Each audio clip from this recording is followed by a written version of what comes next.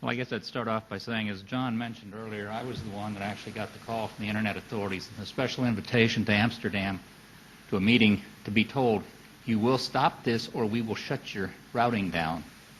So keep that in mind.